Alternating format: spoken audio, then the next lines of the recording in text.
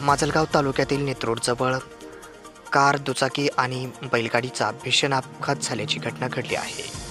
यामध्ये एकाचा मृत्यू तर अन्य जण जखमी झाले आहेत. सदर घटना आज शनिवार दिनांक 18 मे रोजी सायंकाळी 6:45 घडली आहे.